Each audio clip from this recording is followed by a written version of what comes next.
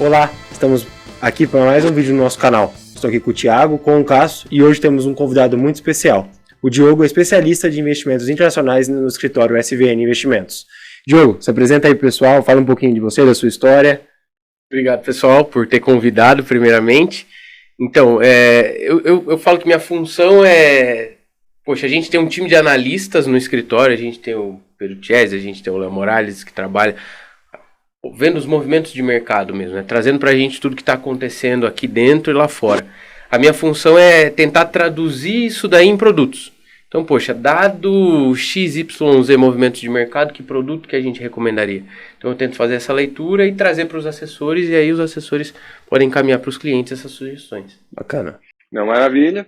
Então hoje a gente percebe que o mercado internacional tem aquecido bastante, principalmente depois, no final do ano, depois das eleições, os clientes começaram a procurar bastante essa área, né? E assim, acho que não só agora faz sentido você investir fora do Brasil, como sempre fez, mas agora parece que as pessoas têm um pouco mais dessa noção e dessa vontade, né, Diogo? Então, isso acho que antecipou muito o que já era previsto para os próximos meses, né? Então trouxe uma urgência maior, muito por receio, muito por volatilidade que possa acontecer nesse período de transição. Então, é o que você falou, Thiago, a gente sempre trabalhou com essa recomendação. A gente sempre orientou que os clientes tivessem um pouquinho da carteira ali em dólar, né? É importante, é a moeda mais forte do mundo. Só que agora isso veio à tona, isso ficou mais em evidência e o pessoal tem olhado com mais carinho. E normalmente não era um costume nosso, né? O brasileiro raramente investiu. O mercado de capitais, a gente fala bastante aqui, está ganhando muito corpo nos últimos anos. A gente está aprendendo ainda a ter essa cultura no país inteiro. E dentro da cultura de investimentos, investir no exterior não fazia muito parte desse nosso dia a dia, né? Acho que lá fora é comum. Você que está mais por dentro desse meio do internacional de investimentos, eles investem no mundo inteiro, né? Então, acho que é o próximo passo do brasileiro, né? Até uma conversa que eu estava tendo com o Thiago mais cedo. O brasileiro, ele investia pouco em bolsa, aí começou a investir um pouco mais. Aí investia pouco em internacional, agora está começando a investir um pouco mais. Então, é um movimento para o futuro. Eu acho que é o próximo passo do investidor brasileiro. E aí o brasileiro ele tem uma característica que é muito parecida com alguns países, como os russos lá, por exemplo. Você tem o home bias, né, que é investir dentro de casa. O fato de eu ser brasileiro faz com que eu acho que eu conheça um pouco melhor o meu país e aí eu só invisto aqui. Diferente, por exemplo, dos argentinos, né? Os argentinos sempre tiveram investimentos fora. Então eles são diferentes, eles têm um perfil diferente da gente. Então vai mais a maioria do capital deles? Não a maioria, mas boa parte. Vamos colocar ali metade, 40% do capital. Eles têm esse costume de colocar lá fora. Diogo, também é uma coisa que, falando aqui, a gente percebe que a gente fala muito de educação financeira, que nos outros a gente já vem falando, né? E eu acho que o brasileiro tinha o costume, ou tem ainda o costume de não investir tanto fora do país, porque quando a gente pensa ali, começa a investir, o que a gente mais olhar é algo mais seguro, então os juros mais altos. Então isso não faz com que o brasileiro procure outras formas ali de investir fora do país. E hoje a gente começa a ver que essa educação financeira funciona, porque o investidor começa a entender que não é só a rentabilidade, né? Não é só, claro que a gente vai sempre procurar de acordo com o perfil, né, ter uma rentabilidade melhor, mais otimizada, mas é também entender, igual você falou, os riscos, as oscilações, né, entender que você está investindo na mais potente economia, a moeda mais forte do mundo. Então você sente isso também com os clientes, que eles estão começando a procurar realmente uma diversificação por motivos muito mais fundamentalistas do que né, de rentabilidade mesmo. Eu acho que essa foi a principal virada de chave depois das eleições. Quando a gente ia conversar com o cliente, não, meu perfil é mais conservador, eu não quero investir em dólar, não quero investir nos Estados Unidos. O meu perfil é mais conservador. Poxa, mas o risco Brasil, hoje no rating, né, a gente é um duplo B-. Os Estados Unidos, triplo A. Então, a gente está indo para um país mais sólido, a gente está indo buscar segurança. E até pouco tempo atrás era diferente. Não, eu não quero arriscar o meu capital investindo em dólar. Não, o dólar é muito volátil. E se eu perder dinheiro em dólar? Então, esse era o pensamento e vem sendo quebrado. Nesses meses, o pessoal tem ido aos Estados Unidos, tem ido buscar investimentos lá fora por segurança. Não querendo ganhar horrores, querendo multiplicar os ganhos. Não, mas querendo proteger o capital do risco país. Até porque, historicamente, né, os Estados Unidos têm um juros menor. Então, teoricamente, a renda fixa vai pagar menos, né? O mercado de ações lá subiu, né, muito aí nos últimos 10 anos consolidado, mas realmente é uma coisa cultural que a gente está vendo que está tendo mais a ciência do que é realmente ter a diversificação e ter a proteção do patrimônio, né? Poxa, olha o cenário atual, a foto atual do nosso país. A gente tem 13,75, né, quase 14% de Selic e uma inflação quase 6%. Tem 8% de juros reais. Sim. Aqui.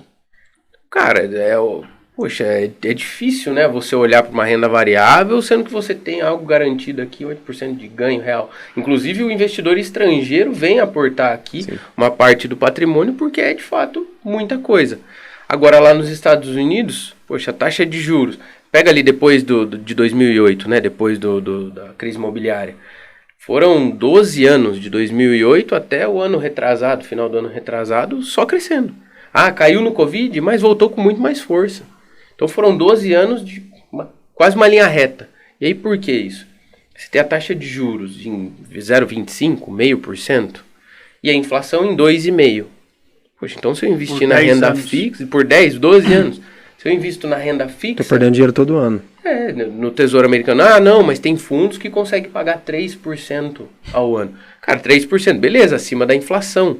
Mas é 0,5% acima da inflação. Sim. Se você quiser um ganho de fato expressivo, tem que ir para a renda fixa. Tem que ir para a renda variável, perdão.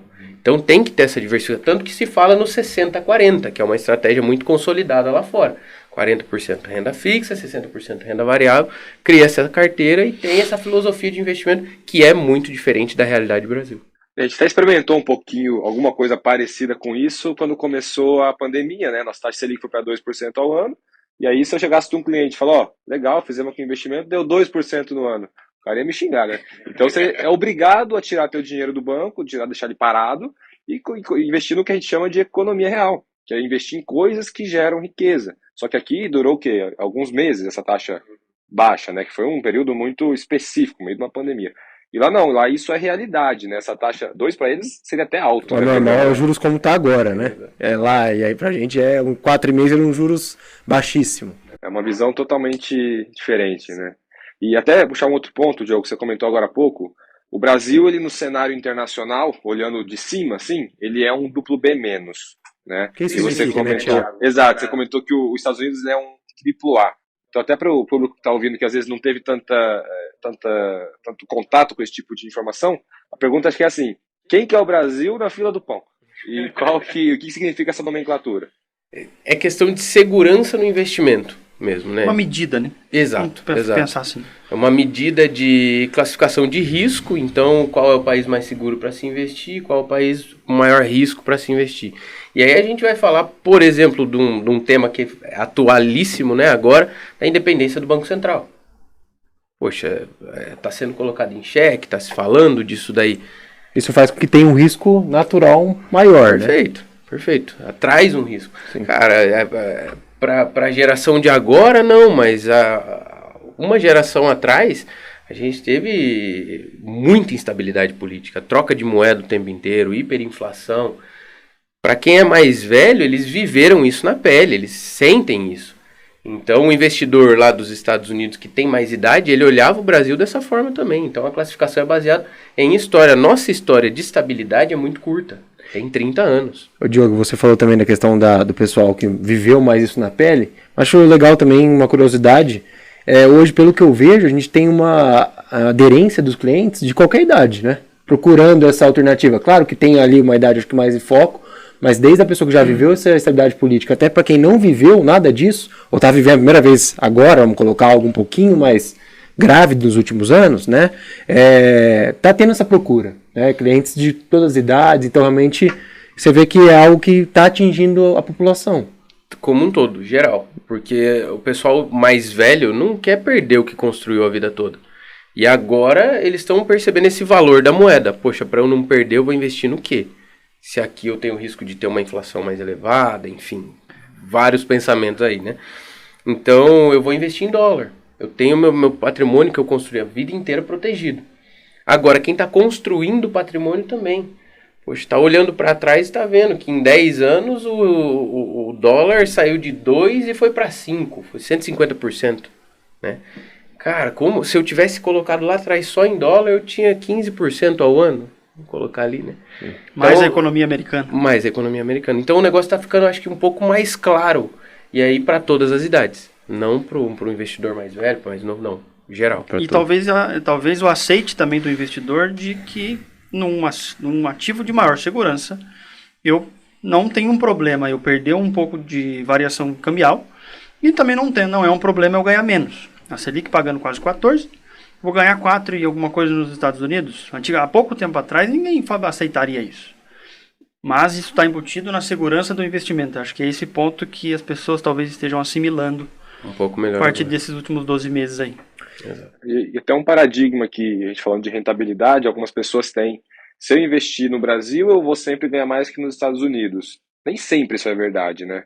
A gente pegar o histórico da Bolsa Americana desde 1950, é mais de 10% ao ano. Coloca o dólar na conta, então lá teria rendido mais. É uma economia mais madura, mais evoluída, mais estável, né? Até juridicamente. Então, não é uma verdade falar que sempre eu vou ganhar mais no Brasil do que lá, né?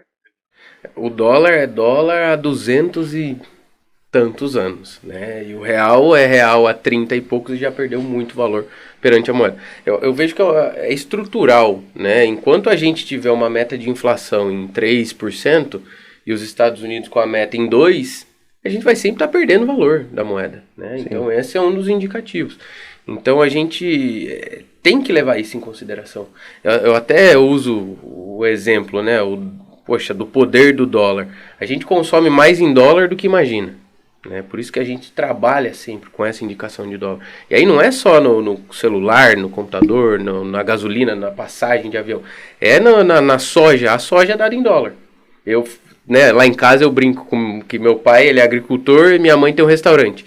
Então meu pai ganhou dinheiro ano passado com a soja, né? Porque o preço disparou por conta da guerra. Estava dolarizado, então o dólar também subiu por conta dos efeitos da pandemia. Enfim, ano passado foi muito bom para a agricultura. Só que ele vende a soja para ração de gado. E aí o gado é a carne, é o leite, é o queijo, que a gente viu ano passado subir o preço da carne, o preço do leite, o preço do queijo. E aí quem sofreu do outro lado foi minha mãe, né? Que teve que sacrificar a margem dela. Então, pra minha família, ficou no 0-0 que a gente ganhou no lado e perdeu do outro. Verdade. Então, eu falo mais pra exemplificar mesmo, que tá mais no dia a dia do que a gente imagina, né? Isso é bom, porque tem muito discurso, às vezes, que a gente fala, o dólar é só pra viagem, né? A gente já escutou coisas assim, a gente vê na internet até, pessoas renomadas falando algo desse tipo. Mas a gente vê que tudo tá ligado, né?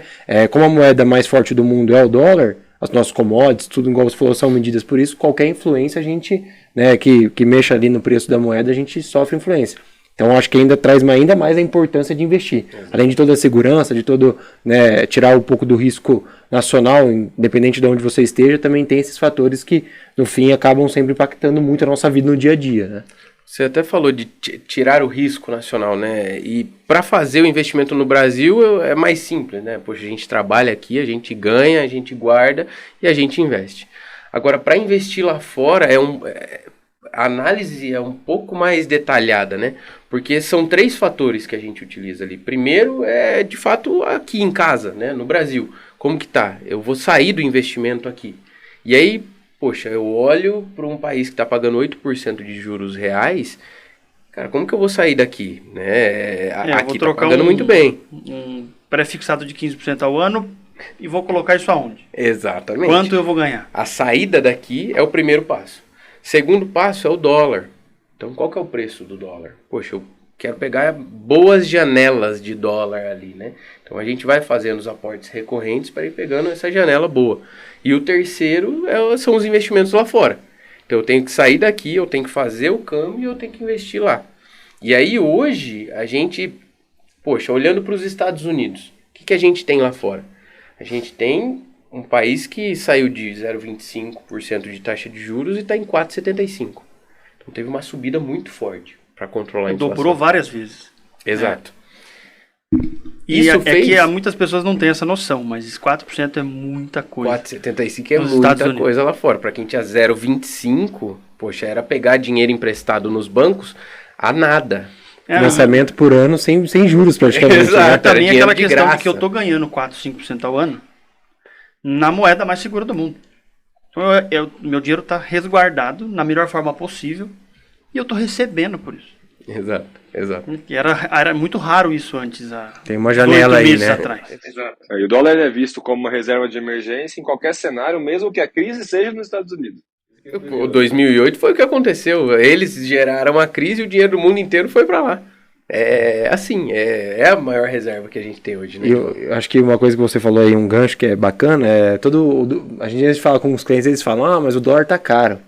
Daí eu penso, cara, mas assim, é muito difícil você acertar o momento exato. Quando tava 3, eu lembro que uma época chegou a 3,60 alguns anos atrás, e aí a gente falava, não, vamos esperar cair de novo para 3. Aí chega a 4,50, vamos esperar chegar... Então assim, igual você falou, o que é mais importante quando você está construindo, né, principalmente patrimônio, quando você já tem patrimônio, é ir aportando aos poucos, né? Porque você nunca vai acertar o número exato, então não tem um dólar caro, porque realmente essa relação do real para o dólar tem todos esses fatores econômicos que a gente cita aqui. Semana passada o dólar bateu abaixo de 5, e aí bateu abaixo de 5, teve cliente que me falou, não, eu vou esperar, vai chegar nos 4,90.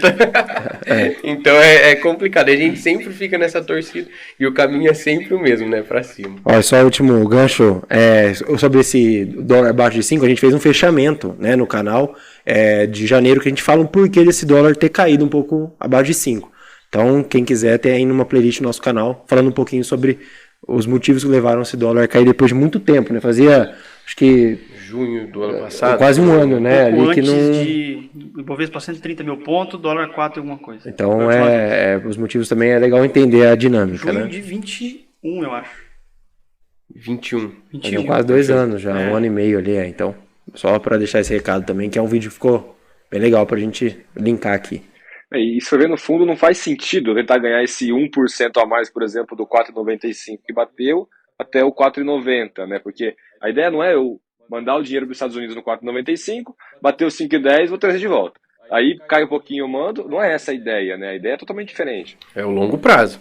O negócio tem que ir trabalhando lá. Tanto que isso tem mudado atualmente, né? O pessoal, poxa, tinha fundos aqui, tem fundos aqui no Brasil que são só dólar.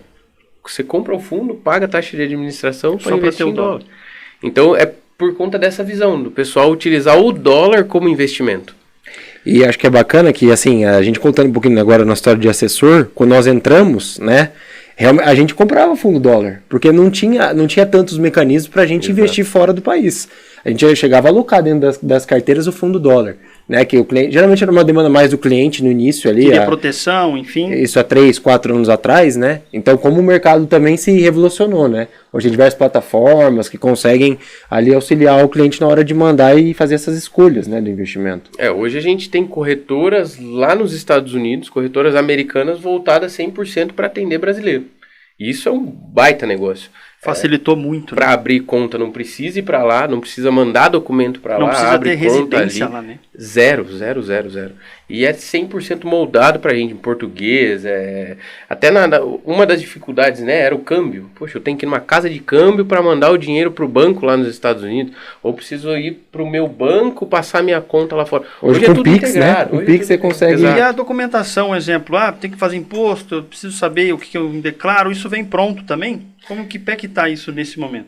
Hoje, poxa, o brasileiro que investe lá fora, isso acho que é um ponto assim, que é a dúvida de grande parte dos clientes, né? O investidor brasileiro que investe nos Estados Unidos, ele paga imposto no Brasil. Ele não paga imposto nos Estados Unidos. Então toda a nossa prestação de conta é com o Brasil, é via DARF aqui no Brasil. E aí tem plataformas hoje que nos ajudam nessa prestação de contas. Não preciso mandar nota para o meu contador, né, fazer o cálculo de quanto está o dólar. Poxa, eu ganhei aqui $1.000. Mandei a 5,50, trouxe de volta a 6, ganhei $1.000 lá fora, 15% disso vai dar $150, tem que converter para reais e pagar a DARF aqui. Tem plataforma que já entrega tudo isso pronto, mastigado, sem custo. Então, isso é um diferencial. E isso facilitou muito a nossa vida. Dentro do nosso escritório, a sua área, indicando aonde, né? Quais os ativos, quais os melhores caminhos para cada perfil, cada objetivo. Então, desculpa não se tem mais, né? Vamos resumir talvez assim. Exato, poxa, eu sou essa ponte aqui, mas sempre vai ter uma pessoa cuidando da sua carteira, né? Então, os assessores, da mesma forma que eles têm visão da carteira Brasil, dos investimentos Brasil, eles têm visão dos investimentos lá fora também. Eles conseguem te dar esse suporte. Poxa, ó, aqui tá indo assim, assim, assado por conta disso, disso e disso. Eu acho que isso é o mais importante. Ter essa assessoria tanto lá fora quanto aqui dentro. E nessa questão da facilidade que hoje para investir lá fora, hoje o que seria um valor mínimo que a pessoa precisaria ter para poder ter acesso, abrir uma conta numa corretora como essa que você comentou? Aí que tá. Esse eu acho que é um dos principais movimentos também, né? Saiu daquelas contas multimilionárias que eram necessárias para sem mínimo nenhum. Dependendo da corretora, o mínimo ali é $200 para fazer o câmbio. Mas o investimento em si não tem mínimo nenhum. Hoje, inclusive, né, na nossa bolsa aqui, você tem que comprar a unidade inteira. Então, poxa, tem que comprar uma ação tal. Lá fora você consegue comprar fracionado. Então você compra 0,38 de uma ação do empresa X. Então fica muito mais acessível. Com pouquíssimos dólares eu consigo fazer compra lá fora. Não é à toa que lá fora a gente tem totalmente o inverso, né? Lá eu acho que o número pode até mudado.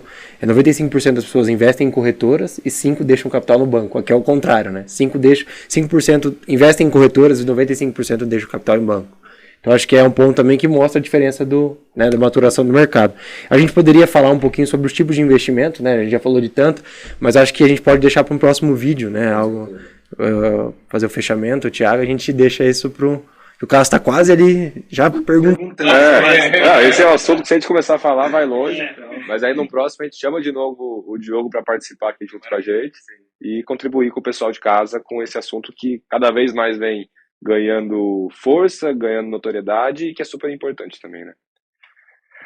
Tá, pessoal, então, se você gostou desse vídeo, curte, compartilha com teus amigos, para que esse conteúdo possa chegar cada vez para mais pessoas e não esquece de se inscrever no nosso canal. Até o próximo episódio. Valeu!